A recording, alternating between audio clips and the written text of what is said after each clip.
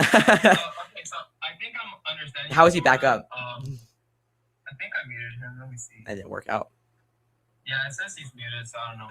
Okay. So Dylan, the thing is, I don't have a problem with necessarily secular countries or countries becoming more secular. Mm-hmm. Like if you look at the best countries in the world, they are secular with Christian and atheist majority populations. Mm-hmm. So if you look at secular countries that are Muslim majority, it turns to shit. So I think that's what you're more scared of. But if you look at all these European countries, if you look at Canada, USA, I would say that they're secular countries with a majority Christian population. I think that's what makes them really good. So we just gotta incentivize not having like fucking massive Muslim population. I wouldn't necessarily say a fucking cap, but like you gotta draw a line at some point when it comes to defining if someone has terrorist beliefs or not. I'm not trying to like say all Muslims have terrorist beliefs, but I would say like a big amount of them do. And I think America has been way too soft with defining or letting people in who have terroristic beliefs. So I, I I don't know how I feel about this. It's low key weird because I'm fine with like lukewarm Muslims, No. like which is funny. No lukewarm Muslims. No Muslims. No Muslims. No Muslim immigration. But look, if your fucking parents are Muslim and you grew up Muslim, right? But you don't know what the fuck the Quran says. You don't know none of this shit. It depends what the country you're from. That's why I care about. But I kind of want to keep this on democracy because now my question I'm going to ask you is this. The thing is, we have massive Muslim invasion, I'm going to say, into the Western world. And you know who voted for that? The people. And so if we didn't have a government where the people get to vote for the president or the leader, that wouldn't happen. Like originally in the Constitution, we didn't vote for the president until like in really the 1860s, not even the 1860s, so later. We didn't vote for the Senate. The only people that we voted for were the House. So you're condemning mass Muslim immigration. You don't want that, right? But you're also supporting the system that let that happen. So I sort of understand you where in democracy it basically allows the stupidity or ignorance of a large population for bad stuff to happen basically, or for stupid policies to pass. Like I do understand that. An easy fix to that would just basically be force people to be educated before they vote, fucking IQ test, civics test, constitutional test, and then they can go and vote. Because I think the biggest problem America has with these voters is so many of them, they can't even point to a map where Iran is, yet they have a big opinion about Iran, right?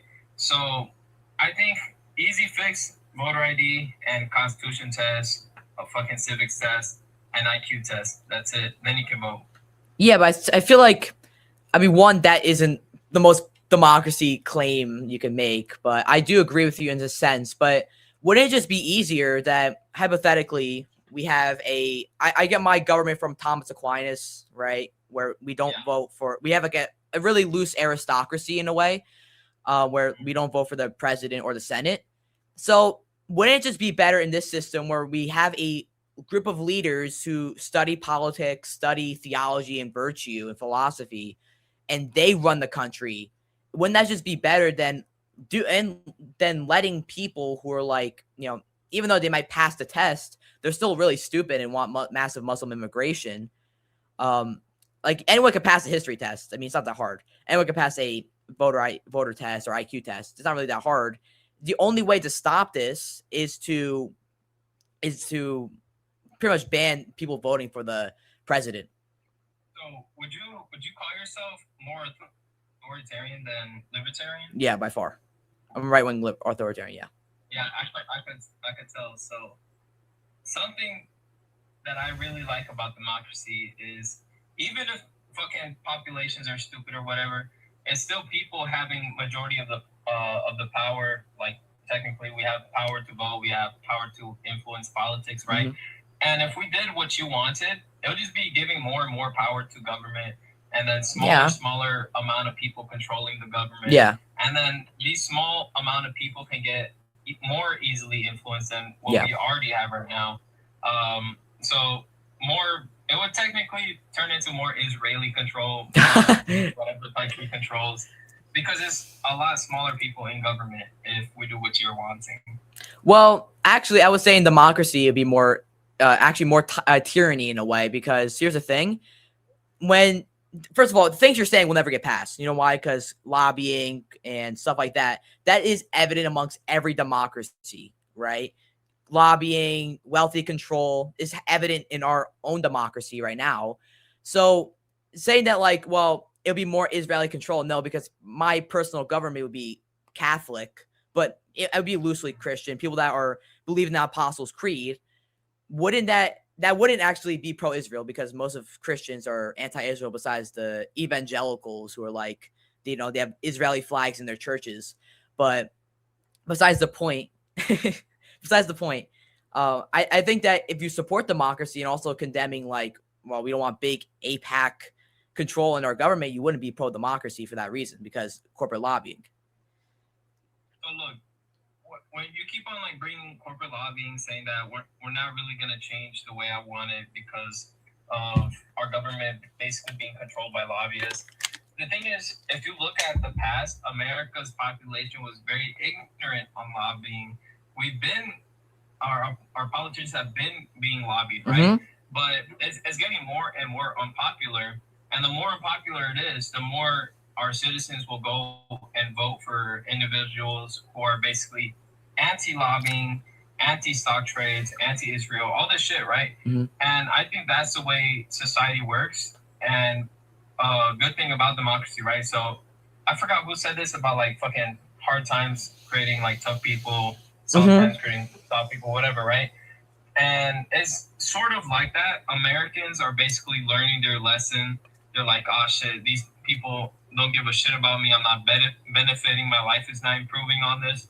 So then they go and fight for politicians who are basically against all the shit that we're talking about right now. Mm-hmm. So you could make the argument, oh, America's never going to change, but you see it actively changing with what people are wanting and what they're against. Yeah, so if that was true, right, 90% of the country supports voter ID, and we can't get that passed. Also, we can also just look at foreign lobbying. First of all, when you get lobbying money, you pretty much sign a contract that you will never ban foreign lobbying, and you will continue to serve their interests.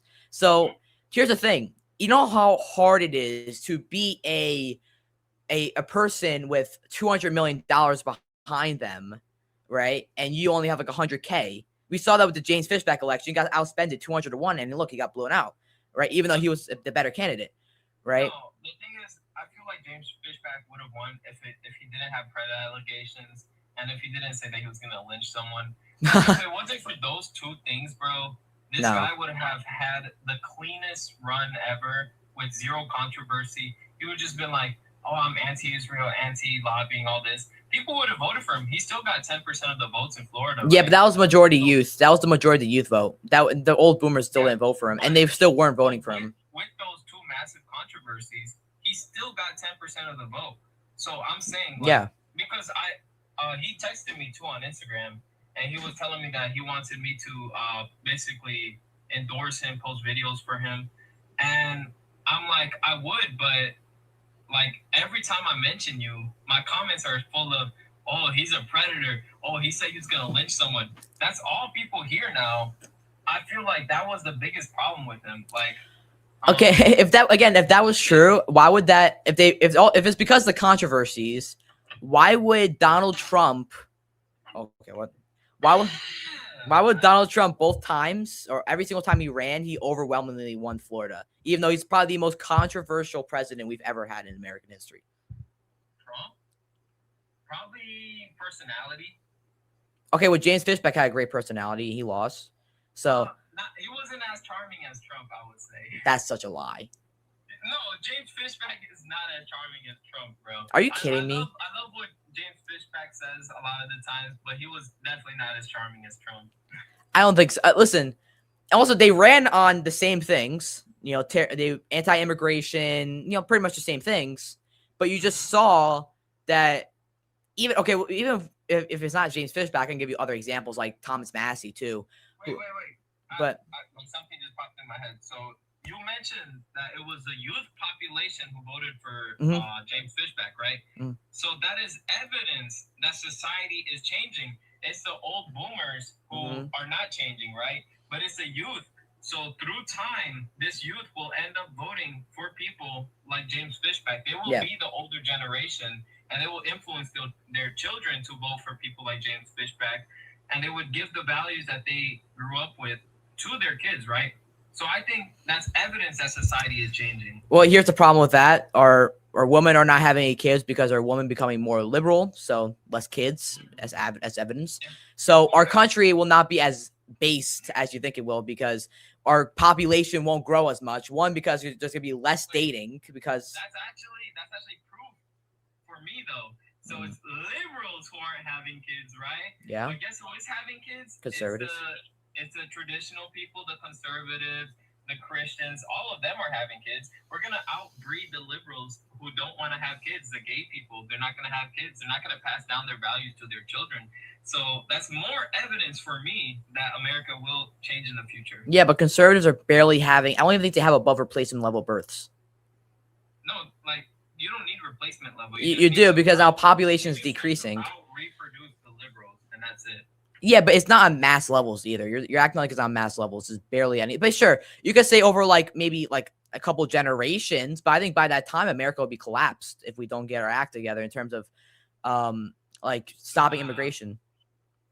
Like America's not collapsing, bro. We've gone through civil wars. We've gone through several wars. We've gone through recessions. We've gone through like 2008. We've gone through 9/11.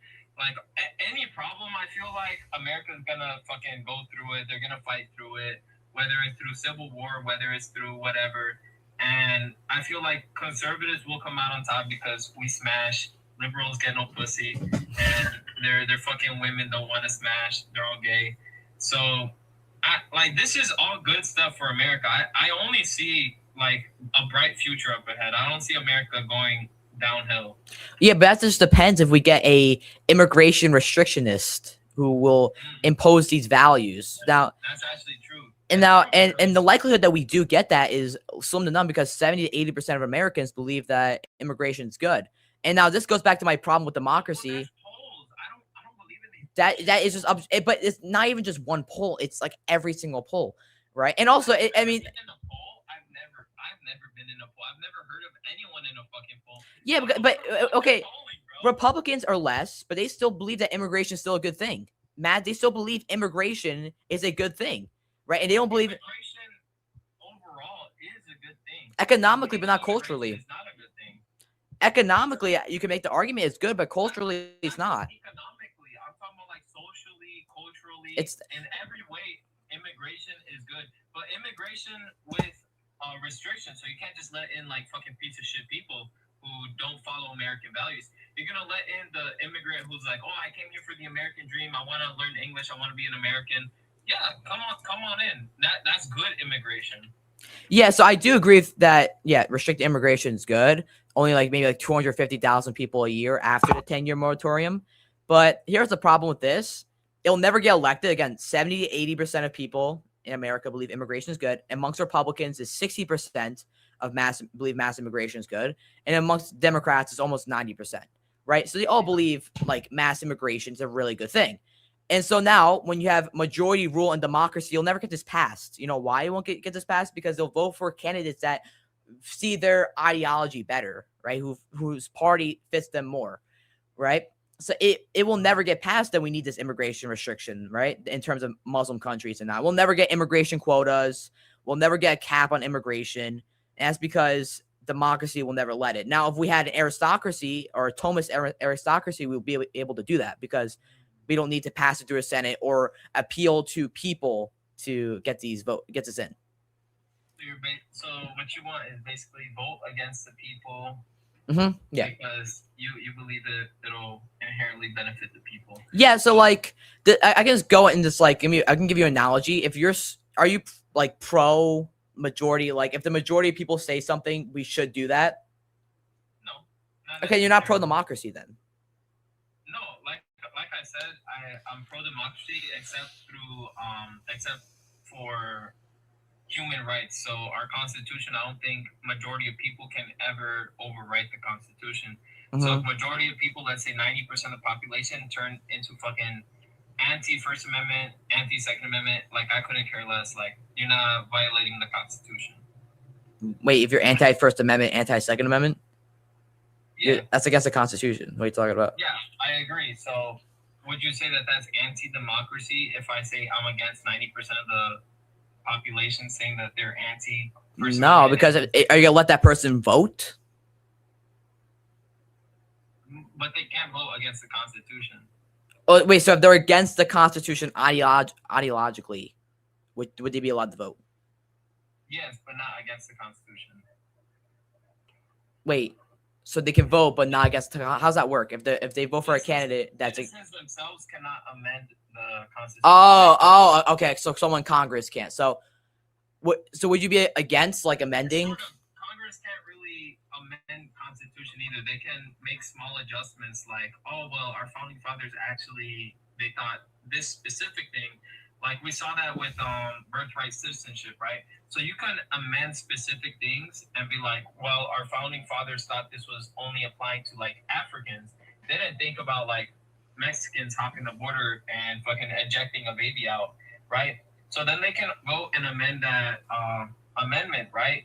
But they can't change our Bill of Rights and be like, well, we're not going to have the First Amendment anymore. Like that's not how America works. Okay, so you're not pro like majority vote, right? In most situations, I would say I am, but with restrictions. So not in all situations. So I'm not like a pro Switzerland democracy. I'm a pro American democracy. Okay, so it's you vote for your president and whoever fits you ideologically best, but they can't like go against the Constitution in a way that you're saying. Okay, so I actually, in a sense, I don't disagree with that because I do believe in the Constitution. I don't believe in my type of government in America because I do respect the Constitution a lot. But I just think that would still lead to problems in terms of like what the founding fathers wanted for America, and it's not even close to what the founding fathers wanted for America. Now you could say, well, slavery and stuff like that. I don't think they wanted slavery. I think they wanted to abolish slavery over like a period of time. But overall, I think they wanted I mean, I know we can go into a whole thing, but I think they wanted a white majority country, a majority Christian country, a majority stuff like that. I think they want a country that they won't vote for the president. There's a separation of like the government or the power held by the people and the power held by politics or the government. And we don't fit that. And that's because of democracy, because we voted for certain things like this that are against what the founding fathers wanted for America. Look, I got a perfect solution for you, bro. Everything that you want, let's just go do it in Israel, bro. Let's just turn Israel into a Christian state, bro. Like, that'll fix all the problems, low-key. What are we doing here, dude? We